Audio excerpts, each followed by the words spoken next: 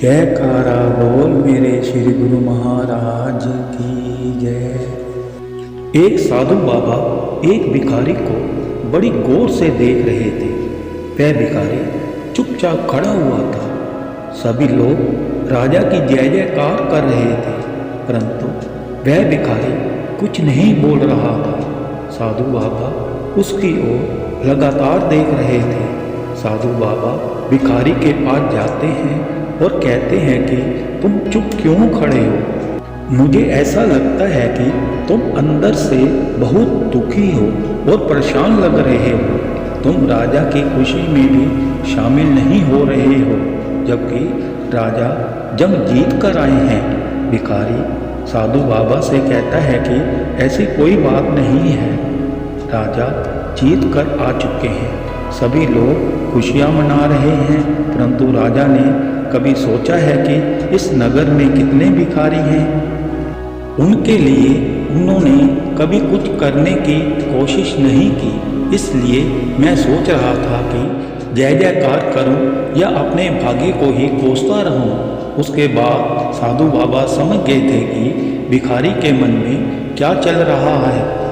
साधु बाबा भिखारी से कहते हैं कि तुम चिंता मत करो, मैं राजा से इसके बारे में बात करता हूँ। उसके बाद साधु बाबा राजा के पास जाते हैं और कहते हैं कि आपके नगर में सभी भिखारी बहुत परेशान हैं, उन पर भी नज़र रखनी चाहिए। उनकी सभी समस्याओं को दूर करना भी आपका ही धर्म है।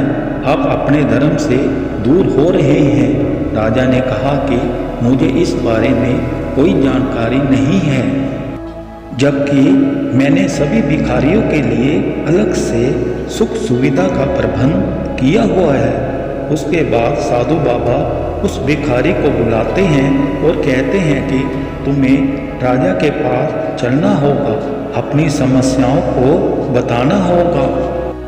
भिखारी राजा के पास जाता है और कहता है कि हमें परेशानी का सामना करना पड़ता है, कभी कभी पूरा दिन हो जाता है, हम भूखे रहते हैं। ये बात सुनकर राजा को बड़ा आश्चर्य होता है, क्योंकि राजा ने सभी भिखारियों के लिए दिन में एक बार का भोजन का प्रबंध किया हुआ था। राजा भिखारी से कहते हैं कि क्या तुम्हें वह भोजन नहीं मिलता?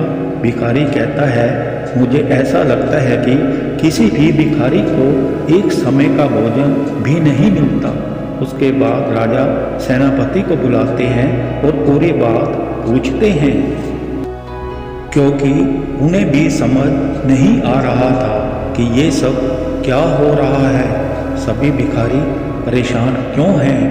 तभी सेनापति कहते हैं कि ये काम मैंने एक सेठ को दिया था, वही सारा इंतजाम करता होगा। सेठ को बुलाया जाता है और जब बात सामने आती है तो सेठ किसी का इंतजाम नहीं कर रहा था। किसी भी भिखारी को किसी भी प्रकार का भोजन नहीं मिल रहा था। ये बात सुनकर राजा को बहुत दुख होता है और वह समझ जाते हैं कि सेठ ही सब कुछ कर रहा है, इसलिए सेठ से पूरी बात की जाती है। राजा सेठ को निकाल देता है और ये काम राजा अपने हाथ में ले लेता है।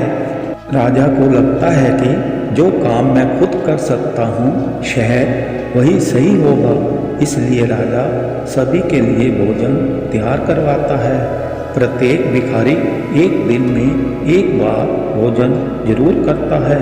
साधु बाबा भिखारी के पास जाते हैं और कहते हैं कि कभी कभी गलतियां हमें नज़र नहीं आती हैं। जब हमें पता चलता है कि तो हम दोषी किसी और को मान लेते हैं, जबकि उसका दोष बिल्कुल भी नहीं होता।